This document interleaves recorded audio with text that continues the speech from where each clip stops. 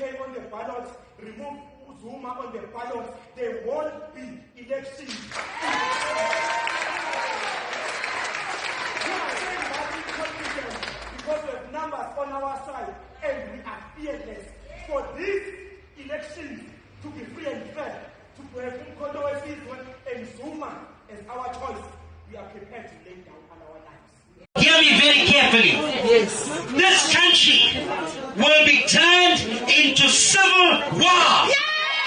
The day that MK is not allowed to campaign and to be on. A strong warning has been sent, and I guess those who are supposed to receive such warnings, indeed, I hope they are aware that, listen, MK means business. Now, let me give you a bit of a context, because you probably don't know what's going on and you think, man, now they're just saying no. Hey, man, it appears like a lot is happening behind the scene. And so you will remember that not long ago, the very same MK under, I don't know that guy, I'm going to give you a video. I'm going to play a video where that guy sent a warning to say if MK is not allowed to participate in this ballot, then they say, listen, we will deal with a lot of you guys, right? We will deal with you guys. And now you hear Kanyile. The question that I have is, are they speaking because they are aware of something that we are not aware of? Because in their conversation, they are not even hiding. They are very clear on the matter that, number one, Zondo, you are captured. You are the puppet. You know, they are very clear on the matter. And they are saying, stop using the constitution to penalize those that disagree with Ramaphosa. Speaking of Ramaphosa, Velege Ramaphosa has got that bad tendency of using the state resources and the police to punish those whom he disagrees with politically. And we've seen that happening, and it became clear and vivid when we saw cases and police pursuing people who were said to be corrupt, right? And when we took notice, we found that those people who are said to be corrupt are people who belong or who belongs to Zuma camp. Not long ago, I just want to expand on this, right? And to say that it appears like the MK, they are aware of things that are happening.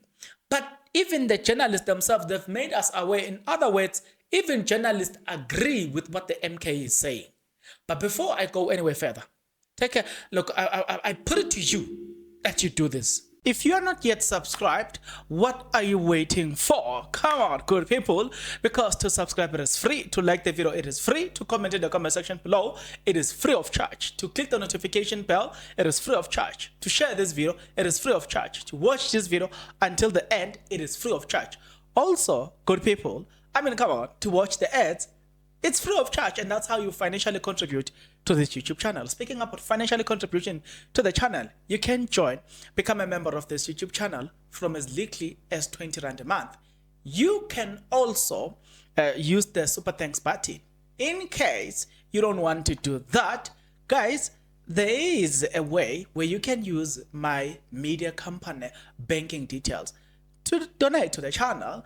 And you know what I'm saying? We'll bring you more, and also guys want to buy more equipment. So the power is in your hands. Please do the honorable thing as we proceed.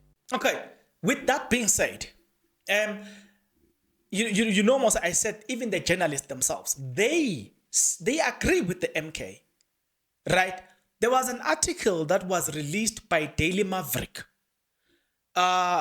3 days ago, if I'm not mistaken. The article says, Zuma zombies, that was the heading, Zuma zombies are being booted out of the system. Guess who is among the Zuma zombies there? It is none other than Judge Hlophe, whom it has been said that Ramaphosa is planning to officially remove him, right? They put the Lokum Kwebane was there as an advocate, was booted out. And then you've got Judge Hlophe, it was booted out. And it said that these are this is Zuma camp, right? So they are being booted out of the system. So I don't know if you see the collaboration between what Abu Kanyele MK is saying versus what the journalist will write. But now if you sit down, you're like, it makes sense then. So are they wrong to say you are using the constitution to punish us for the sin, for political disagreement with you? Take a look at what Kanyele has got to say, the warning that he sent. Defense of this constitution and its rights. Chapter 2 of the Constitution, where freedom of choice, freedom of association, a right to choose our president, to associate with any logo, to wear any type of t-shirts, to campaign in any way we want, to campaign everywhere we want, and to choose a party of our choice. Because you can smell defeat, because you know that you are defeated. You take us into court because you know that Zondo is not only a spy, he's a scammer, he's a fraud lawyer, he's going to want to infiltrate and change the constitution to remove us on the ballot. Remove MK on the ballot, remove Zuma on the ballot. There won't be elections.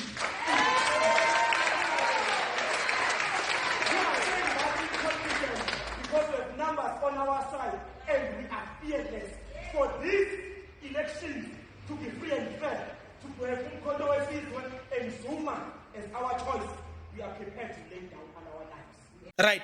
So I see, and I'm against this. I am saying, if people disagree politically, do not use the resources of the state to deal with a political situation. Because then the state is supposed to investigate serious things in this country. Do I say by any means that the very politicians are not corrupt? No, I'm not implying that.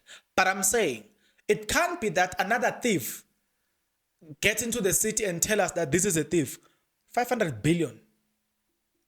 Look, disappeared under the leadership of Ramaphosa. Even today, that billions were never recovered. Pala pala. He never even refused that he broke the law.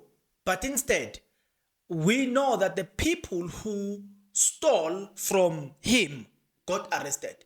But what about him and the people that brought that money there? Do you see the point? I am saying, if we are to balance things, if we are to use the language of justice, and you know what I'm saying, we must use it fair and we must use it equally. It must apply to everybody. But I keep saying to you guys, I've never seen a situation where a person that belongs to Ramaphosa's camp is clearly punished under this system, right? But we are seeing all the Zuma camp being booted out. Whether they are in the judicial system, in any government position, we are seeing them being booted out, and that has been confirmed by journalists. They are saying Zuma zombies are being removed in the system. That's how they phrased their article. Now I am listening to what MK is saying versus what I was told, and I'm like, here is something that is making sense. If I find the video of that guy as well who was vowing that if they remove MK using the judicial system, a war will happen in this country. The video, if I find it, I will insert it. I will insert that video here. Hear me very carefully. Yes. This country will be turned into civil war. Yeah! The day that MK is not allowed to campaign and to be on the ballot paper. No one will vote. No one in this country will vote. We will make sure of it. No one in this country will vote. MK is not on the ballot paper. Comrades. We are sending a loud and clear message that if these courts, which are sometimes captured, if they stop MK, there will be anarchy in this country. There will be riots like you've never seen in this country. There'll be no election. No South African will go to the polls if MK is not on the ballot paper. Okay, so I am saying to say, guys, we see state resources being used not for what is supposed to be used for. But I've never seen articles being written about that to say, there is a misuse of state resources to fight political wars. To show you that political wars are being fought in a manner that is morally corrupt. Okay, the EFF disagrees with Ramaphosa and everything. Just prior to the SONA, Ramaphosa's camp launched a law that says, listen, they are banned. And then I remember the EFF responding and saying, Zuma, we disagreed with him, big time. But he never closed that outside. You are worse than Zuma. I'm trying to say we have seen Ramaphosa using the state resources to fight political wars, which is something that I disagree. Leave the state resources to itself. Let us enjoy the state resources for other use, but do not use it for your own political gain. And that's my problem. You are now using an unfair advantage. So me personally, I concur with them to say let us not be punished just because we chose the other side of the camp, not you. Do not therefore use the law to punish us, right? Fight fair, be fair to everybody. Let the whole thing be fair, right? So, and also, guys, I'm still saying this. Leave the issue of the 500 billion that went missing under that man's leadership. Can you guys please explain this logically? Why hasn't that Ramaphosa? I will give an example.